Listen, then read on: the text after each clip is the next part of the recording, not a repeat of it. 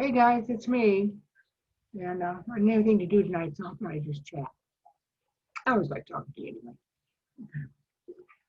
anyway. I think we all know that love is a very important component of our mental health. We all need to be loved. Feels good. But not only does it do that, actually, it's really part of we need on a very, very primitive basis. They did some studies where they took in orphanages and where nurseries and when children, babies were not held, where they were not loved uh, and stimulated with affection, they had failure to thrive, and many of them would die. Russians did a big study on this. So it's important. And love is a form of communication. So we need to know how to communicate that. So it's no surprise that we're all looking and seeking for that. That empty hole that's in your stomach sometimes. Uh, if you notice that it wasn't until the 1800s that marriage became something that was done out of emotions. Up until that point, it was mostly a contractual thing that was done among families in order to pass on land, estates, and things like that. Uh, it was, and still parts of the world, it's controlled by families, and the you know choose your mate. It's a convenience of the family. But in this country, we do it out of emotions. Um, Happiness wasn't considered. Oh, no, not at all. Whether you start out, you meet somebody and it's love at first sight, or if you're smart enough and you make a good friend, and then you build that relationship with that friend into one of love, we still have to communicate. But eventually, at some point in there, something shifts, you click in, and you fall in love.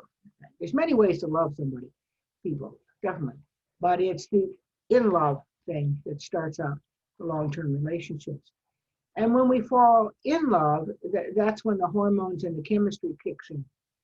And during that period of courtship and in love, we are going out of our way to validate and confirm the other person that's participating with this. So we do a lot of affirming and letting them know and showing them in every way that we can think of how much we love them. And usually that hormone in bubble state lasts around 2 years. That's why after you get married, suddenly something changes, and you hear yourself saying, "Oh, they changed. They're not the same person they were before." Well, yeah, they always are, but it's the we change our behavior and how we show them that they're being loved, and part of that is what our families did before us. It is stress comes in. We don't have as much time to do all the things that we may have done before. But more or less, it's generally about 2 years in, and things start to change. So it is important to know how, and nobody teaches us how to communicate love. Some people seem to be a little bit better at it than others. Uh, so there's been some books written about that, okay? And what the sorrowful thing is, in this country, about 42% of all first marriages fail. And then, the second ones, it's about, what was it? What was I figure? 60%, 70%. And third ones doesn't look good, baby. Uh, yeah, plus 70% of that second one is going to, end up in the courthouse, and those lawyers are going to be making money. Yeah. So, and communication is a big factor. You talk about money being the biggest reason for breakups and things like that, but that can be questionable. If people are loving each other, they're feeling confirmed, validated, safe, secure, they're more apt to put up with some of the other stresses that go through life. And, when you meet those few individuals who have been married for 50, 60, 70 years, and I've known some of them, who were happy and still in love, it can be done. But these were people, not I don't think it was some kind of blessing that came down out of the sky. It was people who had who worked at it. They worked at those relationships. A good marriage and a loving relationship is a choice. It's a choice, and you have to work at it. And you can make it work, and if you've got it, it's an absolute blessing. But it's not just something that, boom, the little arrow comes and somebody sticks you with it. No, you got to work at it. So one of the ways to do that is we've got to make sure that our partners feel loved. Now, keep in mind that everything is a relationship. So not only are we talking, when I'm talking here, am I talking about romantic relationships? You have a relationship with your family, with your children, with your co-workers. These are all people that need to feel that they're cared for. Try this experiment. Think about this. We all have a love tank, okay? And when we feel loved and that tank is full, you're feeling good. The sun's shining. And when you're in love, you're bouncing off the walls because that's the hormones and stuff. But even when you're feeling secure and you're loved, you can put up with a lot of stuff. You really can. So go inside yourself and ask yourself, how much love do I feel? Do I feel really loved? And you might come up with, like children do, there's my husband, those kind of things. But feel how full it is, okay?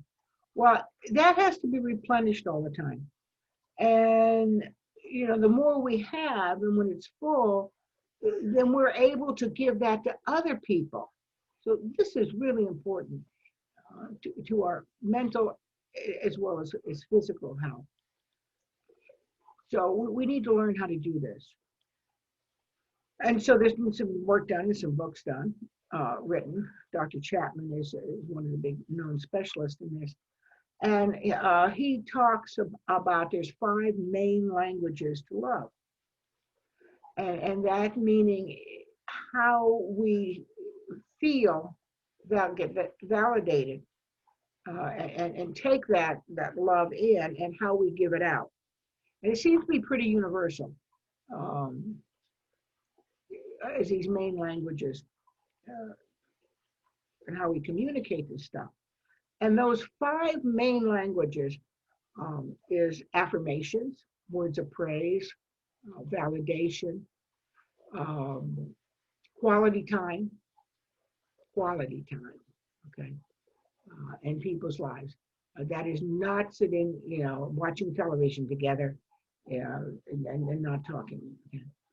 Then there's acts of service, and that can be doing things for other people that they need to have done, showing them physically, supporting them, going to work, having a job. There's lots of things there. Physical touch, sex is in there, but it's also just being hugged. I'm a hugger. And then gifts. Those are the 5 main ones. And under that, there are some dialects, because it's not exactly how you interpret that, each one of those 5 categories.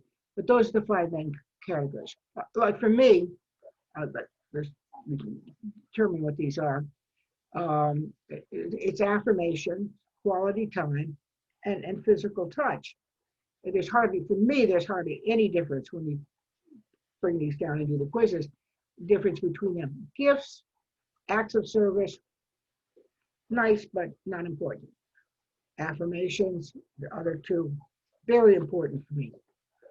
So if you're dealing with a mate or a child or someone, and their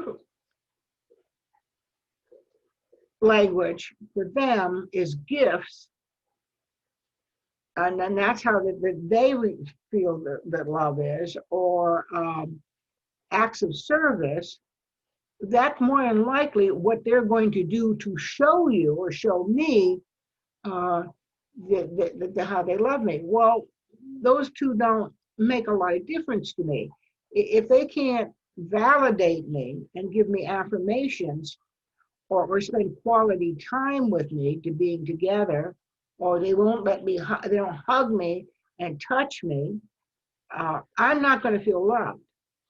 They may be giving it to me and they're trying, but it's not going in here, okay? So if their signs in the language of love is gifts, and I say all the time, oh, you're really a great person. I'm really proud of you for doing this.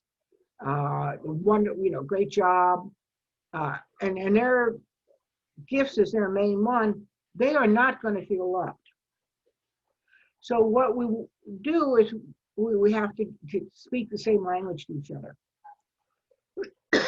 And this is something we learn. And if you're lucky enough to speak the same language, well, that's tremendous, but not few people do. So we can learn this, and at first it may be difficult because it's not something that maybe you were brought up in a household or your family where you never got words of affirmation. That's not uncommon. So it may be difficult for you to do the affirmation type of thing. Some people overdo it, some people don't do it at all. But when you think of it this way, it becomes easier. When people are feeling loved, they're going to do a lot more for you. A lot more. So it's an investment. Learning how to do this, learning how to say these words, learning these languages, it's an investment in your own happiness. It really is. And also, you're not going to be messing up because it goes the other way. If